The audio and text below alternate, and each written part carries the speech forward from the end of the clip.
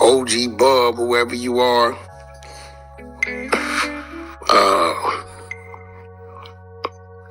Whoever you may be. I don't acknowledge hypocrites. Straight up. OG Bub.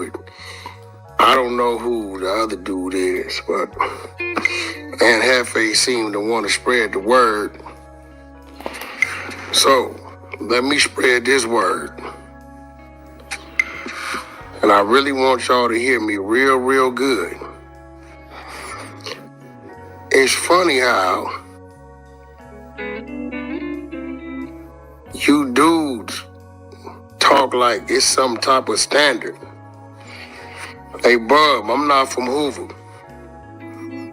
I don't know your Hoover standard. I have no idea what it may be. I'm not supposed to know it. I'm not from Hoover. But what I do know is this. You got a YouTube page, it looks like. So my thing about it is this. If you talking about what people doing on the internet, then why you talking to me on the internet? You saying people shouldn't be, I don't know what I did to you. I don't know you. Ain't never talked to you. I don't even know what you talking about. I think you clout chasing. And I'm gonna be real. I think you, shit. You look like you got some age on you. That's cool. But why my name in your mouth? What I got to do with you? And have faith. Respectfully, I don't give a damn about what you or nobody say who's supposed to be conducting what. And I just watched you break down Flacco's whole thing on the JB case with him insinuating it might be T Grizzly. Say that. You know what I say? And then found some content. That's all I say. Found some content, he doing reaction video. Y'all weird to me though, bro. It's like y'all don't know if y'all like on the prison yard or in the hood at the park. Wack 100 came in hot from the jump, saying, man, since young and he wants to talk about it or promote it, that's where the temperature rose. Wack's issue wasn't just with the content, it was the platforming. He felt betrayed, straight up, like, why would someone he considers close, someone like Young and he, give any kind of spotlight to a dude that's publicly dissing him? It's not about clout, it's about loyalty, and from Wack's POV, that line was crossed the minute that dude's video started circulating. Now here's the kicker, that original video? It didn't even make noise like that. We talkin' 1,600 views, barely a blip. Wack knew that. Most people didn't even tune in. The only reason that video started moving through the algorithm was because certain gang-affiliated YouTubers started pushing it. They saw heat and threw gasoline on it, and even then, it didn't feel like Wack was pressed at first. But once Young and Hef dropped his response the next day, the whole tone shifted. That's when it became clear. Wack wasn't just annoyed, he felt violated. Young and Hef came out talking like he was trying to explain, maybe even clean things up. But Wack 100 took it as disrespect, like Hef was playing both sides. And that's when the back and forth started spiraling. What we saw on the surface, just the tip of the iceberg. Behind the scenes, Wack was already in his bag, ready to dig up receipts. And once Wack starts looking into you, it's not just talk, it's war. So now I gotta charge the phone up, letting the phone power up. Once the phone finished powering up, I go on the phone to see any messages or missed calls I have. Got a lot of missed messages. Go through one of these messages is from Wack 100. So I see this message, dude talking crazy, spicy in this message. So, you know, I'm not with all like the lip locking and tongue battling. So, you know, I tell dude, hey, look, bro, I don't know what transpired or you and Haddon took within this last 24 hours, bro, but do as you may, as I would do as I will. No, I don't care about you going to any exposure content, going to any federal building, state building, you know what I'm saying? Go grab my PSI and tell you everything I've been locked up for, bro. I don't play them games. I don't have nothing concealed that you can pull up, so play any game you want to play. You know what I'm saying? I tell them this verbatimly, you know what I'm saying? Because I don't know what type of weird, like, BS you on, like, but I'm starting to see in this African-American community that these people are bipolar. So by the time we hit this part, the gloves were off. Hef called it spicy talk. But this wasn't some slick banter, it was Wack sending warning shots, from what Hef shared. It sounded like Wack was sliding into D-Miz with energy, like he was gearing up to expose something, so Hef, trying to keep it cool, responds with that. I got nothing to hide energy, but that ain't how it works with Wack 100.c. When Wack starts sniffing around, it's because he already believes there's something to find. Whether it's solid proof or just fake paperwork with suspicious wording, Wack doesn't need clarity. He just needs a gray area that's enough for the internet to start running with it. Even if it's some old, unclear, possibly false police report from years ago, it's gonna be weaponized, just like what happened with Young Thug. Remember that? Cops said he talked in the back of a cruiser when he was like 13, and suddenly, bam. The internet labeled him a snitch. That's how fast the narrative shifts. And this is the real danger. Everyone thinks they're clean until Wack starts pulling files. Maybe you never told, maybe the cops lied.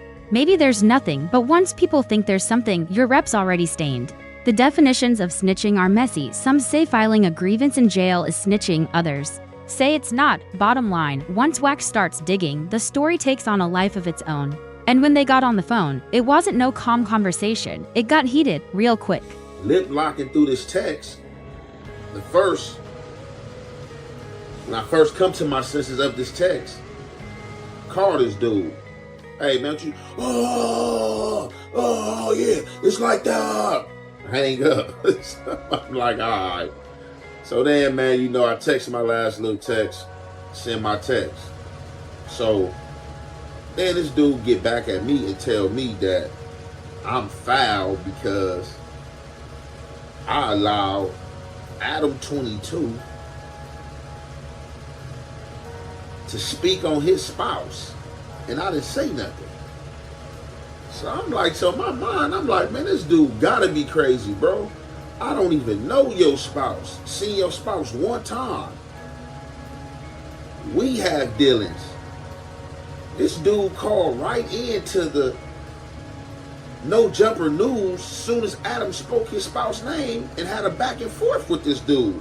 What was I supposed to do? Slap Adam? Or furthermore, argue with Adam and be like, oh no, Adam, why he's on the phone already defending his wife's honor as he should? So as this is going on in the pod, anybody in the pod, like, it ain't got nothing to do with him. This whole conversation is some BS. Why is we talking about this? Let's get past this. So I already know how I was feeling when the pod was going on. So when this dude is calling me, is texting me about this situation and saying what he's saying, it really kind of got me like bewildered, like really like hit you with the G Willikers, mister. Like, what the hell is this nigga talking about? This shit is a Jinkies mystery.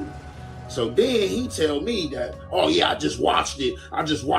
Your name came up. My name came up. So now I'm like, oh, so now you one of these niggas. You in a room with some other dudes and a nigga tell you I said something. And now you, instead of asking me. So it go from that to this nigga telling me that, oh, Flacco just dropped the segment and I seen it in the segment. So I wasn't gonna trouble myself with this shit, but this shit is like, I just can't understand the content and the characteristics. So instead of just going back and forth through D-Miz, Wack straight up calls this man. The moment he picks up, it's cold. Buddy on the other end hits him with that icy tone. Oh, it's like that, and then just hangs up, no warning. No conversation, just click. Wack sits there like, alright, bet. So he sends one final message, trying to squash it, but the response he gets, that's where the real issue starts. This dude tells Wack he's foul for letting Adam 20 to talk slick about his wife on No Jumper and not saying a word. Now Wack is sitting there stunned. In his mind, it's like, what, bro? I don't even know your wife like that. I seen her once, we got no personal ties like that, but apparently. The moment Adam mentioned this man's spouse on the show, dude called in immediately and started defending her honor, so now he's looking at Wack like, why didn't you do the same for me? But from Wack's side, what was he supposed to do? Slap Adam through the mic? Argue with him live on air while the guy was already standing up for his wife himself? Wack's looking around like, this whole thing got nothing to do with me. And even the folks on the pod felt it. The vibe was, why we even talking about this? Let's move on. But when that text came through accusing him of being disloyal, that's when Wack hit full confusion like, is this dude for real right now? He called it a straight Jinkies mystery, some Scooby-Doo type mess. Wack's confused, irritated, and now questioning where all this weird energy is coming from. Then the dude tells Wack, I saw the segment, your name came up, my name came up, and that's when Wack realizes this ain't even firsthand. He's being fed secondhand info from some room full of other people. And instead of checking in with him directly, dude starts forming his opinion based on whispers. Then it flips again. Now dude's like, oh yeah, Flacco just dropped the segment, that's where I saw it. And at that point, Wack's done trying to make sense of it. He's not even mad, he's disappointed. From the outside looking in, it's clear Wack felt betrayed by someone he considered an ally on No Jumper. He wasn't mad that young Ant said something, he's mad he didn't say anything. Wack expected him to shut that convo down the second his wife's name came up, cause if the tables were turned, if someone came at Ant's woman, Wack swears he'd shut it all the way down, out of loyalty. Now, let's be real, Ant's new to the show. He probably wasn't trying to overstep or create tension with Adam, but in Wack's world, loyalty ain't optional. He expected Ant to at least try, and because he didn't, that silence got interpreted as betrayal. But hey, maybe Ant just didn't know how deep the lines were drawn yet.